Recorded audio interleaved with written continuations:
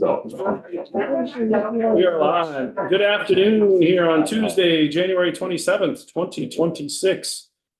It's like the legislative Monday, right? It's Tuesday, but it's like a legislative Monday, the first day of the week. And we are starting back with our review of the governor's recommended transportation budget, moving into another section, particularly, let's look at this, paving, roadway, traffic, safety, and programs budget. We have three guests here today, three witnesses. And looks like they drew straws and Matt's going first. So I don't know if you want to start and introduce or how you want to do. And I'm sure you have your lined up for presentation. I will suspect we will want to interrupt you as you go through and ask questions at the moment for the particular topics. And welcome back to committee. And I will happily hand it over to you. All right, thank you. Yep, so for the record, my name is Matt Bogacic, and I am the program manager for the Highway Safety and Design section within the Project Delivery Bureau. And I'm here to talk to you about the three programs that fall underneath me. So those are shown on the screen now, just confirming I won't look back there anymore. So first we'll talk through the paving program, which just as a very quick recap, will take on any type of projects from preventative maintenance like crack sealing or very thin overlays.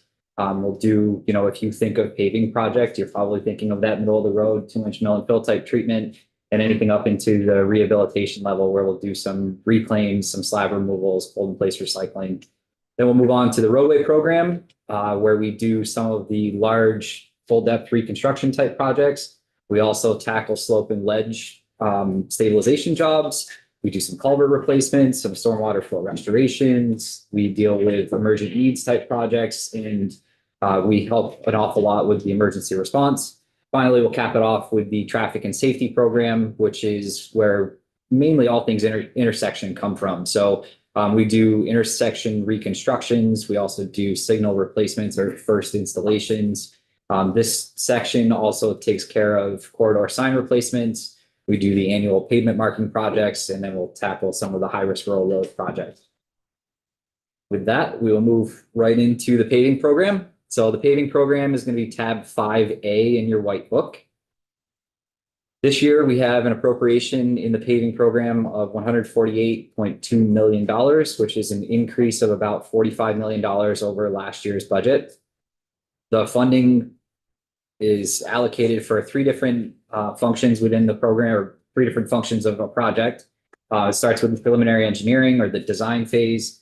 In the paving program, we do have a couple of projects that have right of way, but not very many. And then obviously the big hitter in the paving program would be the construction activities. So a lot of the funding goes towards the construction.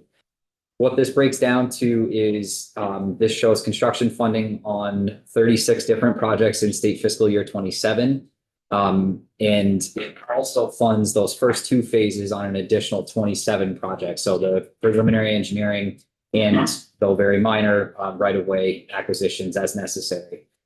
This year, we also just wanted to point out that we had 11 projects that were planned for advertisement and what we like to refer to as the prime advertisement season. So between September of 25 and February of 2026, 11 of the projects went out. Down on the bottom of this slide, you'll see a tabulated view of how the funding is dispersed based on the scopes of work or the classification of the roadway. So with class 1 projects, we have about $8.5 million allocated in 27. State system, non-national highway system, we have about $40 million. On the national highway system, not including the interstate, it's about 5.3. And then for interstate funding this year, we are showing almost $70 million. And then the last line on here, I'll just touch on it really quickly, is the miles paved. So for calendar year 2026, this is how we have broken this down historically. We're planning on 152 miles of paving this year, this calendar year. That does bridge between 26 and 27 fiscal years, but we've cut these based on calendar year. In a comparison to last year, 2025, we had planned 102 miles.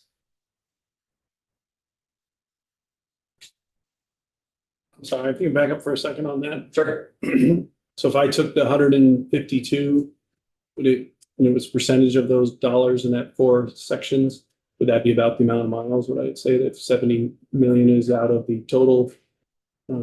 Basically, it's a broke down million, that's almost 50%. So are we saying that probably 75 miles would be on the interstate and X amount of money would be on the Oh, I on see. interstate, and what kind of, if I were to add, maybe it'd be more clear and make it simpler. If I was gonna take the 152 miles and break them out, could you give me a ballpark of what they might be in the four sections? Sure. I can tell you a little bit closer. Is that another slide? So, no, I don't have another slide, but I can tell you. So, on the interstate, out of the 152 miles, the interstate, we're planning on 92 miles of paving. On the NHS, we have about 4 miles. On the state non-NHS, we have 52 miles. And for class 1 this year, we're showing 4.3 miles. I can say that slower or repeat it if I need to.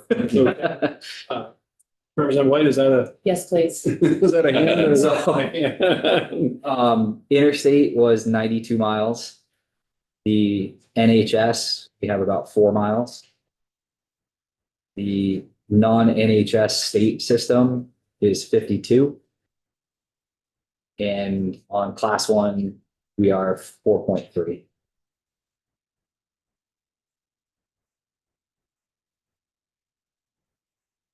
How does that reflect from last year compared to last year? Those numbers? It just seems like really top heavy on interstate. Was that like that last year too? Is that the norm or is this sort of like a?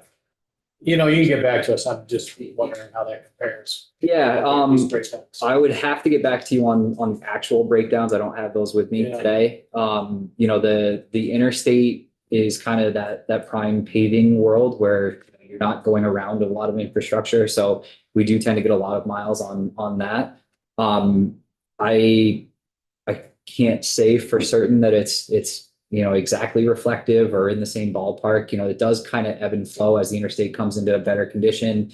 Obviously, you don't need to dedicate as much money there. But I don't know what the numbers are off the top of my head. Yeah. It just seems really low for the state portion. Would you say 4.1?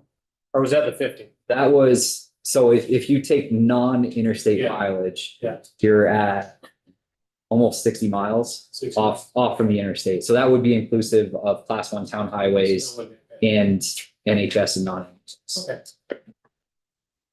Is that loud? Yeah, I just want to be sure I'm understanding the federal match works with these categories of roads. With interstates, it's 521, right? So generally speaking, the interstate is typically a 90-10 split. And off the interstate, it tends to be roughly an 80-20. It's 8108 and 1892. With the federal share being the larger in both of those.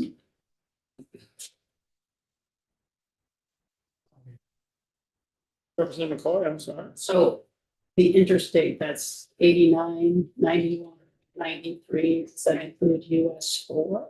That does not. That would be most or a portion of US 4 would be on the NHS classification. So interstate is really those that are labeled with the I 93, I 91, I 89. So the portion of US 4, is that the one that's between the New York border and Rutland, the one that's the 4 lanes? There is, yes. So there's a couple of sections of what we would call, that would be super 4 as we refer to it. It does have that The same, new 4. or the new 4, sure. Yep. So that's you know, it's a limited access highway and what you would typically think of as an interstate or a Correct. typical section. Yeah. It is still not an interstate. Okay. And it's not a labeled interstate. Okay. It's still, that one would fall to be a national highway system, an NHS route. Okay, And the same thing goes through there's a section of US 7 that's in a similar fashion. okay. All right, thank you. Yep. US 9 too, is that covered? US 9, I believe, is NHS as well.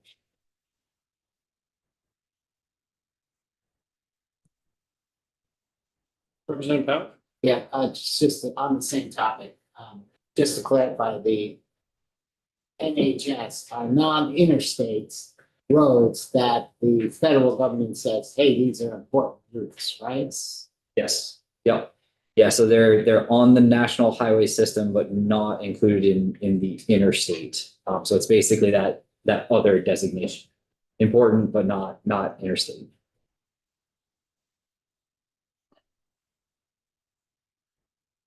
Okay. Oh, Representative White? Yeah, thank you. Just on that same topic. Route 100 scenic byway, is that a non-NHS state system? I don't know. I don't know. I would have to look back to see. I don't have a list of them right in front of me. There is a list out there that would designate the Vermont National Highway System routes versus national highway system. There is a breakdown on how they select those, and I'm not familiar with how that is actually picked up. I know on the project level, if you're looking through the white book, the designation at the beginning of the project number, that will give you the clue as to what's on the NHS versus what's on the state system versus what's the interstate. So interstate, you'll see things like there's Montpelier, Waterbury, IM number. The IM means it's an interstate project. Other projects like the Route 9 project that was mentioned before, I believe that we had one that was Wilmington, Brattleboro, NH. NH is NHS. The rest of them fall under STP, which is state system. Okay. So that's kind of, if you're looking project wise, you can see it that way. And then there is a map out there of the NHS. Okay, and just one other question. I know that AOT keeps a list, watching what, how many people are using this road, what the wear and tear is, and they've got a list for projects kind of next on the list for improving or rebuilding. Do they overlay that list with anything like scenic byway or,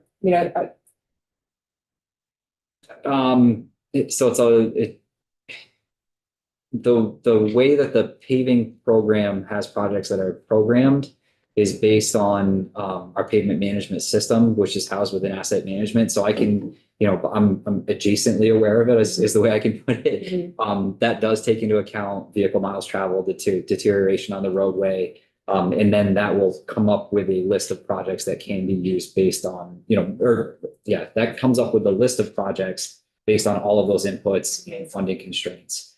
I am not aware of any other inputs or Criteria. toggles or criteria. Yeah, I don't know that they are there, but that's not to say that they are. I just, from my side on the project development side, I understand that that's what the system sees and looks at, and then it comes out to a project, and then we take the project and design it, put it out to construction. thank you. Yep. Representative Pouch, I think, and then I got Representative Burke. So there was online a map that showed the condition of all the highways, and I think they were color coded maybe.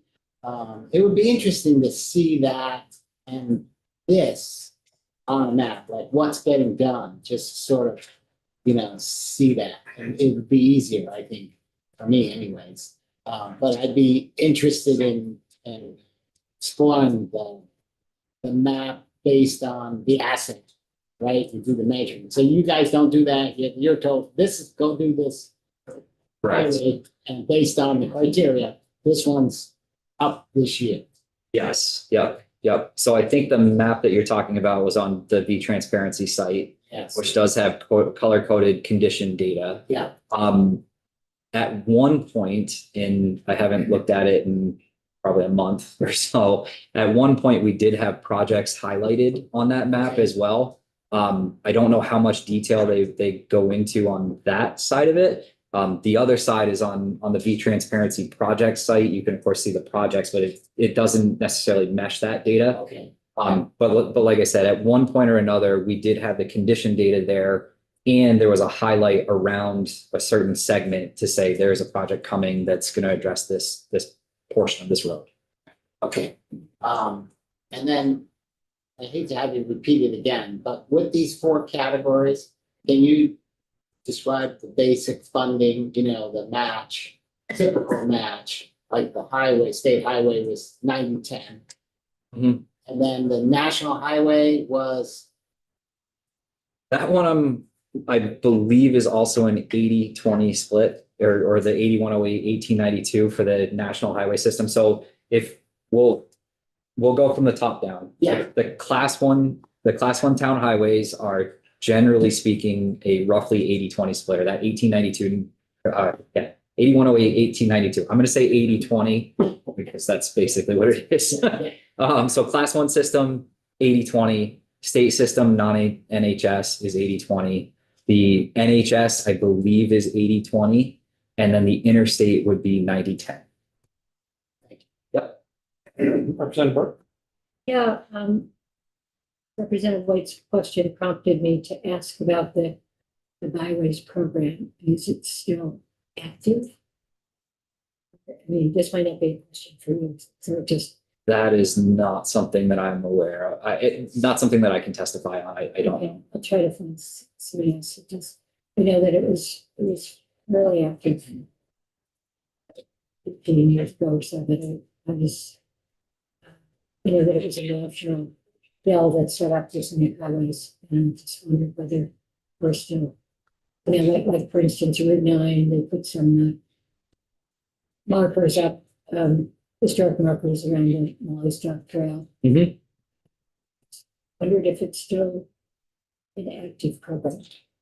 Yeah, I'm not sure. I'm aware of the signs and I'll ask Michelle. She'll know. yep. All right, so the next slide is really just another way to look at the funding numbers that were on the previous slide in that table view. It's just a pie chart version of the same data. Just showing, showing percentage wise where we have funding shown. And with that, we'll jump right into the 10G reports for the paving program. So 10G1 are the new projects that were programmed after the 26 budget. Most of these projects you'll see have the designation DLEV 25 and then another number. That is basically just that's reflective of the type of project. It's a district leveling project. So these are roads that are having trouble to continue maintenance on, be it winter maintenance, they're having a hard time plowing them, or the surface has just gotten very rough. So we need to go out and take care of some of these. So the vast majority of this list is the district leveling type project. There are two exceptions. I have looked at this a few times, so I'm not going to question. There are two exceptions to that list. There's the Rockingham NH project and the Morristown WIM X project. These two projects were added to the program after the budget last year to take care of a couple of WIM sites or weigh in motion sites. These are areas where we're getting traffic data based on vehicles passing over top of an in-road sensor. So what we're doing at these locations is we're trying to smooth out the road so that the truck isn't bouncing across the sensor and either, depending on where they are in their bounce, if they're too light, they're not reading that it's a truck. If they're too heavy, they might say it's 6 trucks. So obviously having smooth roads for a sensor that's weighing weights in the roadway, you need to have a smooth roadway for that. So those are the two exceptions to that list. Up next is the first of the expanded projects in the 10G2s. This is anything that's increased by 75% or 5 million. Very happy to report that there's nothing on this list in the paving program this year. I did have celebratory fireworks on this sheet before, but I took them off. Up next is the second of the expanded reports. This is 10G3. This is an increase of $10 million or 100% when compared to the preliminary plan phase estimate. The Killington Stockbridge project is the only one that has met this criteria. It did show up on the list last year. This is a factor of a preliminary plan estimate that occurred in 2014. There was a little bit of scope expansion to include some drainage work in that project. So that increased the cost, plus inflation increased the cost to take it up to where we're at today. I do want to note that we are reviewing the treatment on this project, and we do expect that there could be a cost reduction with the review of the treatment. We just don't have a good number on what that is yet. So the one and only that's on the list for today. And then finally, we have 10G4, which are the projects that are completing or ending, coming out of the books. We have 2 FPAVE projects, so federal paving on Chelsea, Washington, which is Vermont 110, Essex Fairfax, which is on Vermont 128. And then we have a Marshfield Danville project, which was on US 2. And this was a mix of treatments throughout the segments, just recognizing some projects had completed recently, some projects are up and coming, and some would need to stand the test of the 20-year timeframe roughly. So mix of treatments on that one, but that one is completed. just one quick showcase of a project. So this project is Montpelier to Waterbury, IMO 89. Many of you have probably driven on this if you're coming from the north on 89, or if you've traveled up that way at all. You've driven this segment, at least coming back this direction. So this is I-89 southbound. We took some investigative tours at the beginning of this project just to get a good sense on what the deterioration looked like. What we found was that there was deterioration down below what a typical 2-inch mill and fill was going to cover. With this one, we elected to go down to a 5-inch depth and replace the pavement in that 5 inches with all brand new material. So it should hold up based on what we have for models. The total construction cost estimate is 15.2 million. The project did start last year, will continue on in the beginning of 2026. There's another lift of pavement to go on out there. So we've basically done a leveling and an intermediate. We have a wearing surface that'll go out, and they took care of some guardrail repairs over the course of the fall timeframe. So we should be ready to be up and paving in the spring.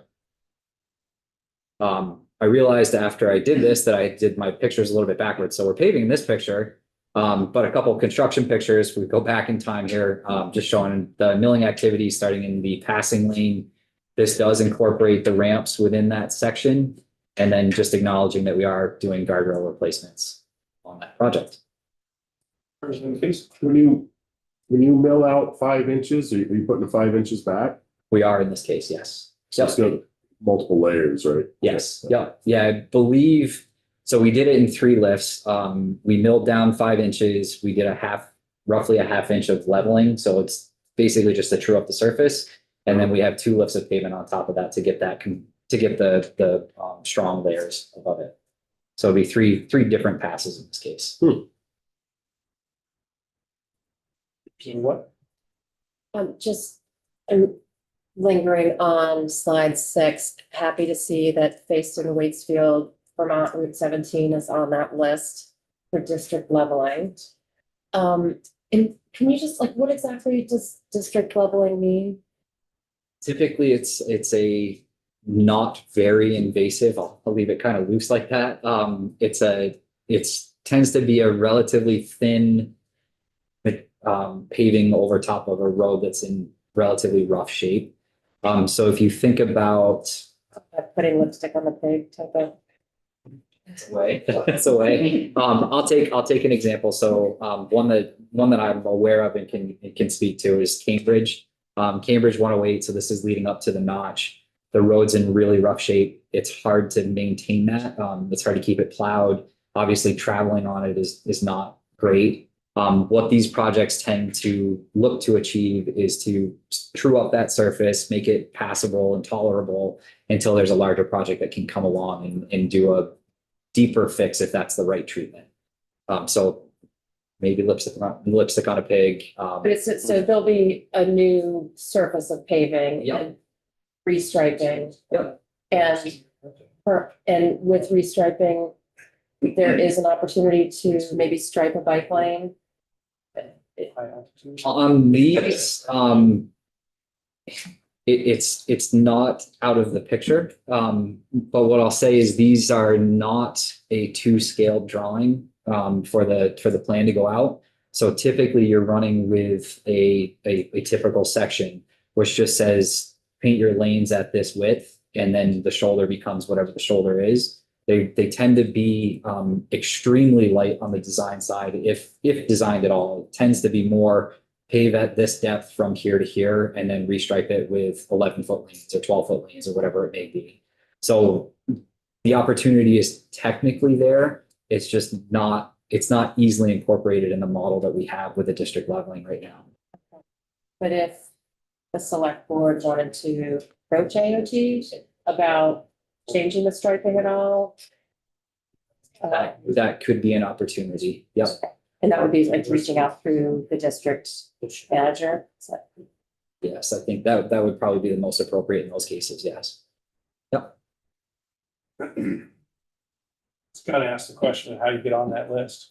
How you get on Who decides the district leveling projects, because aren't these is the worst case of everything? We got to get out there and put something on there until we can do a better repair on a longer term basis or get us to the next project. Is there a process that? So really an observation and issues? I mean, I just curious how you get on a district level, because there's plenty of red spot. I assume this is flashing red lights that, people are saying these are the worst sections. Yeah, so again, awareness from my lens. These lists are derived through both coordination with the district through asset management. It's either coordination from the district with asset management, or the pavement management system is determining that, hey, this would benefit this segment. But that's coming from a different group than me. I used to hear that if you had a relatively light winter, that your amount of ability to do district leveling would go up. I'm assuming that's not the case this year, or that was just an old urban legend. Not something that I know of for this year. These projects would have a mix of both state funds or state and federal. I think the DLEV program I think it's a mix. So obviously, if you have more state funds, there's room, there's room to use those state funds. I have no, that's definitely outside of my wheelhouse. Representative McCoy? Oh, I'm sorry. Did you want to come? Thanks for that question. For the record, my name is Jennifer Fitch and I work for the Vermont Agency of Transportation. I've been working in asset management for the last 14 months and now have moved over to project delivery. So just like any other project that's programmed, we use VAMIS, right? Where all the information about the current condition of all of our pavements in the state go into the VAMIS system. And then what happens is that based on the budget constraint that we have, right, we use that system to basically say, here are the projects that should be programmed. We do the same thing with the DLEV list. And so what happens is that we get a target and then we go into VAMIS, we pull candidates, and then we work with our district folks, our folks in maintenance, because they're really the ones that know best about what's going on in the communities and the towns and these roadways. And so they take a list and we kind of collaborate. And from there, the list is finalized. It typically is state funds. And it does have winter paving or winter snow does have an impact on how much DLEV we can do. So we release about half the projects early on in the fiscal year, and then we hold the second half depending on the snow season and how much money we'll have available towards the end. So it's a very data driven and also very collaborative process. Thank you very much. You're welcome. Representative McCoy? So I'm on the slide talking about the Killington Stockbridge increase is that just because the price of materials has increased that much, or I noticed that you're undergoing a treatment revision, whatever that may be, that might reduce the overall costs. Yeah, so as I noted on this slide, the preliminary plan estimate was about 12 years ago. So there's a good amount of this increase that did come just from, it started as an Irene project. Yes, yep. So, the project was programmed just after Irene. We got a preliminary plan estimate in 2014. There was a little bit of expansion to include some box culverts and some other drainage work. So that did increase the price slightly. But then inflation took its toll on this one. Okay, so is this slated to begin this next year? As of right now, this project should be advertised in calendar year 27. I'm sorry, calendar year 26. This year. Calendar this year. Okay, so after July. Yes. Yeah. Yep. Okay, Yep. That's the time. all right, thank you. Yep. Representative Wells? That district leveling there, that postpones a major tar job on that surface for several years. You said district kind of pig. Is that what the leveling basically does? Holds off before you got to put millions into it to resurface the whole area? Not necessarily. So it just because one of these projects goes out now doesn't necessarily change the long-term plan for that road. What these are is a little bit more of a nimble response to the roadway. So for example, there could be a project that we know is out 6, 7, 8 years.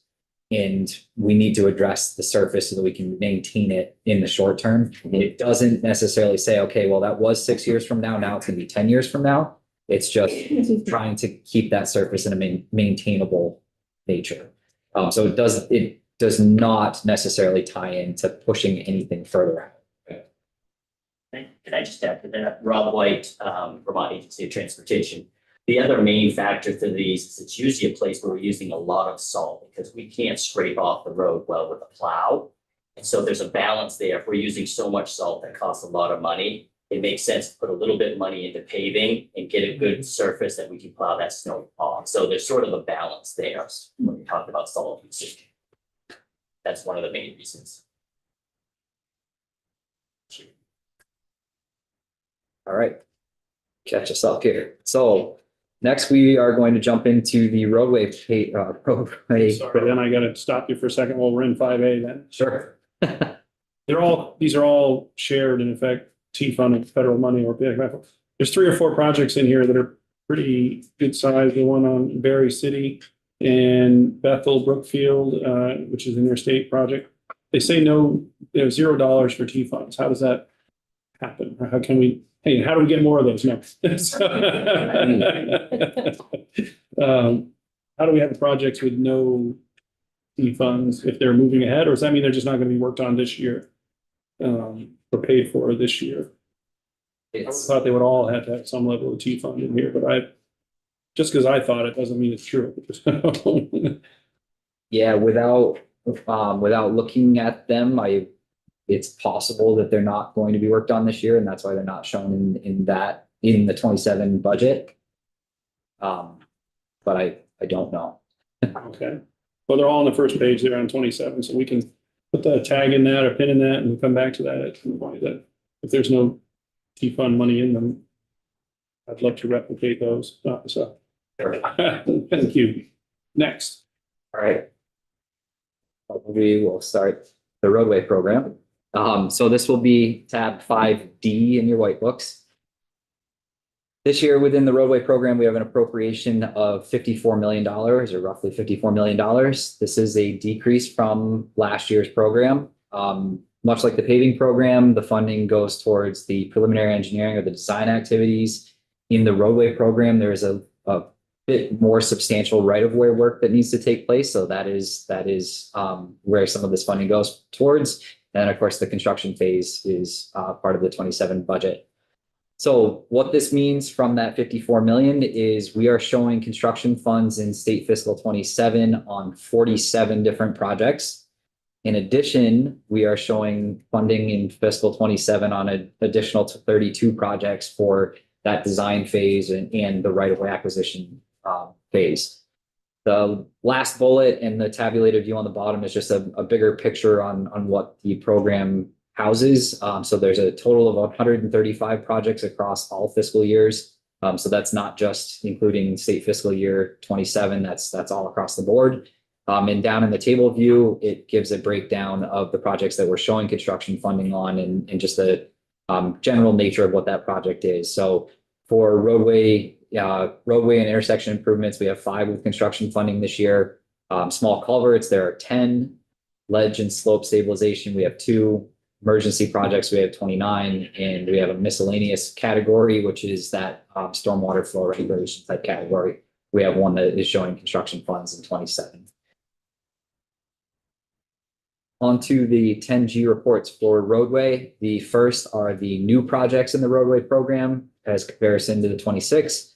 2 of these are ERP projects. So what this means is they're permanent fixes to storm events that happened in 23 and 24. And you guessed it, the number there is whether it was a 23 event or a 24 event. So Berrytown ERP 23 is some repairs due to a 23 event. Plainfield ERP 24 is a 24 event. There are 2 culvert projects that were added. One is an emergent needs. So we noticed that there was a sinkhole around this project or around this culvert in Moortown. This project is looking to address that. And then there's a Jamaica culvert project, which is the replacement on Vermont 30. That's just due to the condition of the asset. It's not an ER or a quick emergent response. It's the condition is deteriorating. We're planning out the project. The last one on this list is the Stowe ST project at the top. This is the state funded portion of the work that's been going on in the notch to add parking and stormwater benefits. Just back to the roadway projects, just going through them, but Champlain Parkway, that's always been a little bit of a hit or miss as far as moving forward with lawsuits. Where do we stand with that? The Champlain Parkway, Cause I see this budget in here for, where'd it go? I just had it, for 5 million.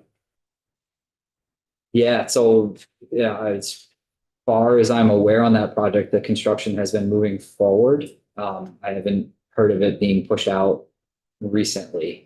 I'm aware of the, the media on it, but I haven't heard of it delaying at this point. I think it's moving forward. Yeah, I'll just mean this. Been hit or not really missed, it's been hit. It hasn't gone anywhere, but. Are there any other, projects that are in here? I mean, it's sort of glossed over it, but it's used the budget. Is there any other projects that have litigation or any maybe potential things that are gonna delay these projects that you know of? So in the 27 budget, we would have been looking at the projects to understand what the risk is associated with the schedule. Yeah. The ones that we're showing with funding in 27, the belief is they're in the program because they have a low amount of risk associated with a slip. So there's nothing in there that I'm aware of that, that has construction funds that could potentially slip. Now, there's of course always unknowns with that. But there's nothing that stands out. There are many projects, as I had mentioned before, the roadway program does have a lot of right-of-way acquisitions typically. So many of those will have to go through some version of a court to get the rights associated. It can be as simple as the property owner is on board and they sign off and we're good to go. In a lot of cases with a lot of property owners, you have a greater risk that somebody's not going to sign on quickly. So we might have to go through a different process with those. And, they do run some amount of risk. Those should not or are unlikely to show in the 27 budget unless we have gone far enough in that process that the risk is incredibly low that they could slide due to some amount of hearing. Sure, fair enough. Yeah, and if you want to get back to us on the Champlain of where, what that hurdle was, I don't know if that was right-of-way acquisition or project just being sued for the sake of being sued because they didn't want it, to move forward, but just sort of where that litigation stands, it has been resolved. I'm not quite sure, but it just, Sure.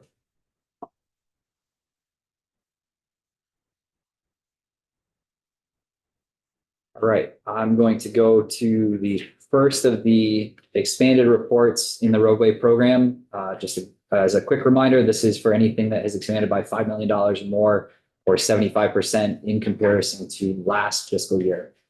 Two of these projects on the list are ER projects. They both can be summarized with basically the same summary. There was an initial estimate that was put in place with our best guess when the project was programmed. Once we started doing a design plan, we had a better understanding of what the impacts would be and what the needs would be out of that project. Since then, the estimate has been updated and it's increased on these two projects. So that's the Chelsea ER project and the Middlesex ER project. The third on the list is the Fairleigh IM 091 project. This is the massive ledge stabilization job along Interstate 91. We did see a very substantial increase in costs compared to the last fiscal year. Again, this was the initial estimate or the programming estimate at 4.8 million. Once we got into the design, we had a better understanding on what the stabilization measures would be and how much that would actually cost. The price increased just in line with that design and what was needed out there.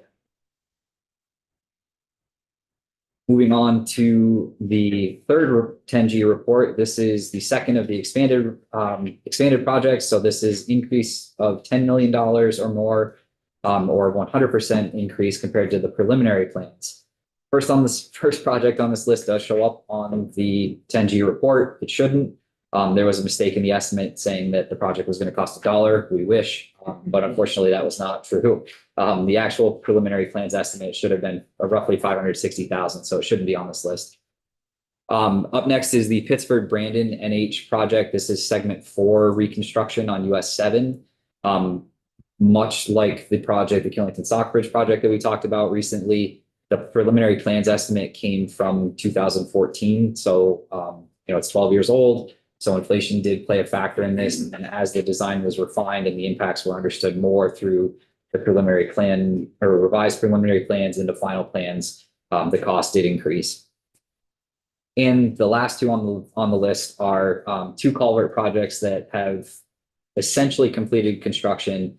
So what we're seeing here is the preliminary plan estimate was reflective of what we understood at the time. As we continued working with the impacts on the project or refining the design, cost did go up. What you're seeing for the current estimate in both of these cases is the actual cost to construct the project. So it's the low bid amount on both of these jobs. Yeah. Representative Casey, please go ahead. Are those regular culverts? They're like fish culverts, or are they These would be concrete? concrete, So it's larger. Okay, all right. Yeah, so they're They seem kind of expensive, I know culverts are expensive, but I'm thinking plastic culverts. I wasn't thinking. yeah, and it's hard to understand completely. Yeah. In this case, these culverts may have started as a smaller diameter. And when I say smaller diameter, I mean, it could have been a 3 to 4 foot pipe. And then through hydraulic analysis, we realized that they needed to be a concrete box. So these are the larger, they're still small culverts, or they're still culverts. But, if you look at it, it's almost a bridge. Yeah, okay. Did you want to ask or do you want me to? No, I was just gonna make up. You're good. Go. I will at least add, for those former members that might be watching, this Pittsburgh branding project that has it has construction money listed in 2026. There's a good chance I'm going to see shovels in the ground before the end of this year. And for the next 4 years thereafter, and once we start. Yep. So we're that close on that project? Are that close on that project. Someday you might get around. Back to Butch. Well, if he's not watching, I'm gonna hear about it. If, It's taken 20 years to get to here. it's one of the biggest in the book. It's one of the few major reconstruction. There are very few major reconstruction projects in the book. So stage 5, 7, This is segment 4. segment 4. They did go, they weren't built in that order. Right. But this is segment 4. Okay. One more after this, correct? Yes, one more rural one after this. Segment 3 basically starts around the Route 3 intersection on 7 and then heads north. This one picks up at the end of segment 3, so it's kind of tied into segment 5 and working back, which is just north of I looked this morning, Kendall Hill Road. To go all the way to the high school, or all the way to the Otter Valley High School. I believe segment 5 was constructed, so this would butt up to that reconstruction. Well, for those that came before you, it can be done. Thank you. Next. All right, I believe that lands us on 10G4, which are the closed projects, or the ones that no longer show construction funding in 27 after showing before completed projects. 2 of these are Hardwick projects. They are emergency permanent jobs, the ERP 23s.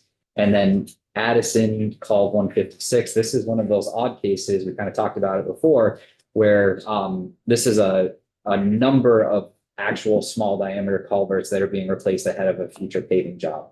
So these are those plastic culverts, not the almost bridge culverts.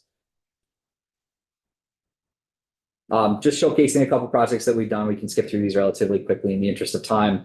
One of the projects in the list listed as miscellaneous was this South Burlington IM Swiffer Pren 3. Swiffer is an acronym for Stormwater Flow Restoration. So this is a project that's out adjacent to I-89, addressing some stormwater concerns. This was released as a composite contract with an Essex for a project. That one's out on 289. So in this imagery, You can tell it's relatively recent because there's some snow on the ground. You can see the gravel wetlands that we put in as associated with this project.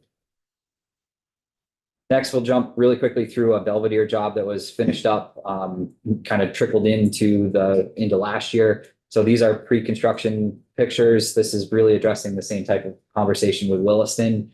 So this was a culvert that had been in place for a while, is deteriorating. You can see the inlet in the upper left picture, the outlets in the lower right picture. There we go. In construction, designed the project, knew that we needed to put in a much larger box culvert. So you can see the construction photos here where we're excavating out the old pipe. The crane is there to set the new pipe. And then you can see the post-construction where we did put in that much larger culvert. We're still, it's still a culvert. Does kind of look like a bridge, but it is a culvert in this case. So some nice imagery using some landscaping on the outlet side, and then on the inlet side, you see some stabilization in front of the culvert. And then very quickly, I like to show this one off because the magnitude of this project is huge. We have some construction images. So this is a straight pull from last year. I did report out on the Fairleigh project, just again to show the scale of how big this ledge is. Those are cars in that leftmost picture. Those are cars at the bottom of that. They're full-size vehicles, like a full-size truck and an excavator, just to give you the scale of the slope. Very quickly, this is on I-89. We have a construction estimate of almost $15.5 million. Construction started last year. It will spill over into the spring of 2026. 91? I-91, sorry. Okay. Yes, I-91. Yep. Okay. Just a couple of construction images, again, to kind of showcase something that's a little different than the scale of what we usually do. The little orange dots that I'm not sure how clearly they show up in your pictures or on the screen behind me, those are people scaling the wall on ropes to help put the mesh onto the rock face. In this case, because of the access to the site, we actually had to use a helicopter to bring the mesh in. That was the preferred route by the contractor. So mesh went up via helicopter. Folks on ropes were actually pinning it to the rock face. So huge projects, obviously kind of cool because we're using a helicopter, and you don't do that every day in transportation projects. Burke and then Representative McCoy, I'm sorry. Just curious, so this is a contracted company, these are not V-Trans Correct. workers? Correct. Are they experienced rock climbers or? They are, I believe that they are specialty contractors that this is what they do. Uh-huh.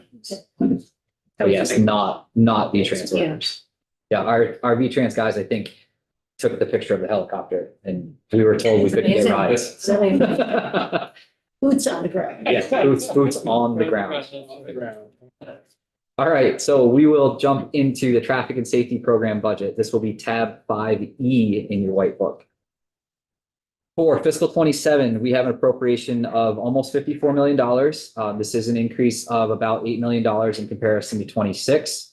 Much like the roadway program, this does have significant amounts dedicated to preliminary engineering, right-of-way acquisition, and construction, albeit, a little bit less on the right-of-way phase for these projects. The funding is showing up on 20 different construction funding is showing up on 20 different projects in the program. In addition, we have 41 projects that will be receiving funding for the preliminary engineering and right-of-way acquisition. In the program as a whole, not just including those funded in 26, we have 95 projects. And then the tabulated view on the bottom is, again, very similar to what was done in roadway, where it just breaks down the projects that have construction funding in fiscal 27 out of the group of them. So intersection projects are intersection reconstructions. We have 3 sign replacements. There are 2 annually. We have 4 marking projects. And then there are 4 safety and HSIP type projects. Moving along to 10G1, which are the new projects that were added to the traffic and safety program. The New England Compass project at the top of this is the development and ongoing maintenance and usage of the advanced transportation management system. And what that boils down to is it's the support to the agency's use of 511 and collecting that data, using the data to both to fill into 511 and to support some of our other tools that are out on the interstate. So some of the changeable message signage that's out there, that's kind of run through this project. There are 4 other projects on this list that are safety related. We have the Middlebury-Ripton Guard project. That is a guardrail replacement project. Mendon-Killington is a safety improvement type project along US 4 between those towns. And then along Vermont 117, there's a breakdown here of NHS versus state. So this is a good example. We talked previously about the nomenclature at the beginning of the number. So Essex Town NH is the NHS portion of Vermont 117. Jericho Richmond STP is the non-NHS portion of Vermont 117. It will be the same scope. It is barrier installation and evaluation along 117, but because of the distances and because of that breakdown of NHS versus non-NHS, we had to break it out into 2 projects. Lastly on the list are 2 federal crash reporting projects that do come through the traffic and safety program, one for federal fiscal 26 and one for federal fiscal 27. Those are both labeled as crash reporting. Next, we'll move into 10G2, which is the first of the expanded projects. This is, again, quickly, the $5 million increase or 75% increase compared to last budget year. St. Albans is the only one that lands on this list. This project was initially programmed at roughly $3.3 million. It went into the scoping phase. Through scoping, we found that the preferred alternative was a roundabout installation, which increased the cost of the project. You know, through scoping, we had a better sense on what the impacts would be, and we could walk away with a little more confidence in that $10 million price tag on that one. Up next is 10G3. These are expanded by $10 million or 100% compared to the preliminary plan phase. A couple of these were seen last year, and they are in the construction phase or moving towards the completion phase. So up first is the Bennington Peanut Roundabout. This was on this list. The scope remained consistent throughout design, but the low bid came in higher. We basically took the preliminary plans. There was some increase in cost due to the impacts that we saw with the project, and then the low bid amount is shown on there. This pop-up, which says almost $6.5 million. That project is in construction. Is anticipated to be complete, I believe, this year at the end of this season. We also had a Bennington Signal project. This one is complete or mostly complete through construction. Same type of situation where the preliminary plans came in at roughly $2.3 million. Through plan refinement and additional design, additional understanding of the impacts, the price increased to what you see for the low bid price of $4.9 million. Moving on, the Colchester project, this is the DDI or the Diverging Diamond Interchange. So this is at exit 16. A portion of the reason why this lands on the list is much like Killington Stockbridge and Pittsburgh Brandon, the preliminary plan estimate came out of 2014.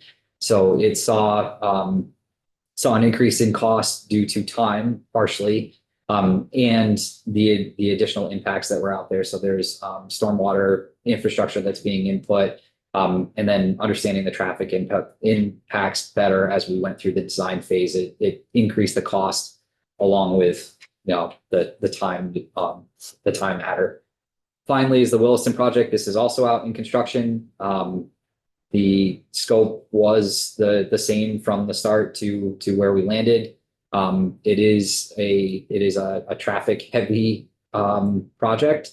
So there's a lot of work that's being done, a lot of impact to the price and tough area to work in due to all of the traffic.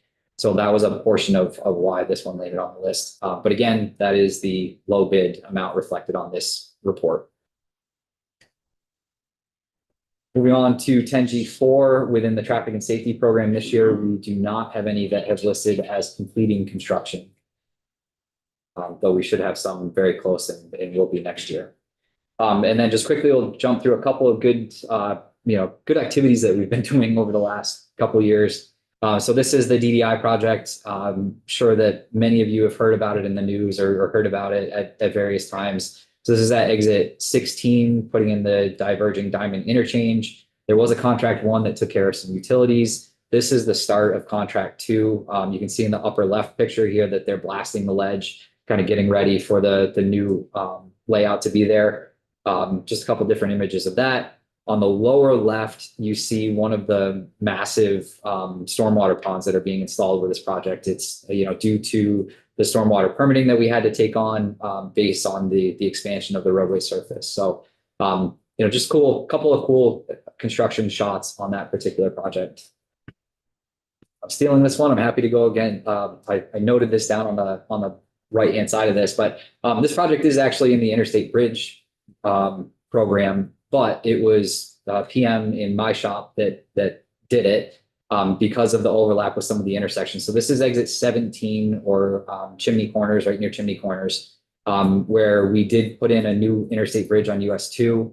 Along with that new bridge, there was some work that took place out on the intersection of 2 and 7 to increase some capacity out there, put in a new signal system, and then there were some interchange reconfigurations, which has landed in this is the almost completed image. There is some lighting that still has to go out, but nice layout. Again, it is in the Interstate Bridge program, but we like to take credit for it because it's a nice, flashy, cool project. And then finally, we'll just talk quickly about one that's coming out this year. This is the Milton Hourglass project. So this is US 7 and Railroad and Middle Street. We're doing a reconfiguration of the intersection here. You can see it's kind of a non-typical type intersection. The project did go out to bid. We have an apparent low bid at this time. We're going through the bid analysis phase. So things right now are apparent low bid and kind of working towards the pre-construction phase. The plan is for the work to begin the spring of 2026, and it will continue into and through the summer of 2027. And then just to get an idea of what we're going to be building out here. So you can see in the dotted lines in the middle of the large green swath here, those are the old roadways coming into that weird cross, which would be to the east of US 7. We're now pulling those apart. There's a green space that's being created in there. And then there's a new road on the northern part of the intersection, which will be Whisper Lane Extension. And then to the south, there's a town new road being added down on the southern part of this intersection. And that brings me to the conclusion of my presentation. Just a couple questions that what I don't see in here. Local projects, not necessarily my district, but my neck of the area, Fipano, 346. You familiar with that? Route 346. Just wondering where that is. The people on the select board are always calling me up, hammering. When is this road going to get paved? Do we know when? I'm not familiar with it. What town did you say it was? Pownell. Oh, Pownell. Yeah. Route 346. Not one that I'm aware of or that I've heard of yet. So I got a screen on it. Is that? Happy to do. You said it's a local project. Can I ask? Is it a? I don't know. If Class that's 2 town it's, highway? It's a state road, but I don't know. The town might. 346. 346. Yeah, the town might be local. Okay. But yeah, no, really need an answer to that. And then just another project, roundabouts on I guess it's 7A, Hardwood Hill. Or Northside Drive. There was 3 roundabouts there that proposed, one directly right on Route 7, and then 2 were off of Route 7. What town? Bennington. Bennington. Yeah, and we just signed off on the preferred design. Where is that in the next phase? I mean, last year there was sort of like seed money. I don't see any money in this year's budget to sort of advance those roundabouts. Yeah, so that project was working through the scoping phase. Correct. I believe the scoping has completed or is near completing, which basically takes it to the end of that phase. And at this time, there wasn't a spot in the budget that we saw it quite yet. So at least in the next, within the next 3 years within the budget, we didn't see the opening for it. We just have an unknown time on the construction. There's no funding in what you're saying for at least 3 years. Yes. Yeah. Like that, but You have your bypass. yeah. You're right over the New York State. All right, but yeah, 346, definitely gonna be happening, whoever. Anyone else have questions? Secondary bridges, my temporary bridges up. Yeah. Thank you very much. Thank you. Covered it all for. Yeah, then we are, it's 2:00. And we are, we're adjourned for this afternoon, we're up for break. Nope. No.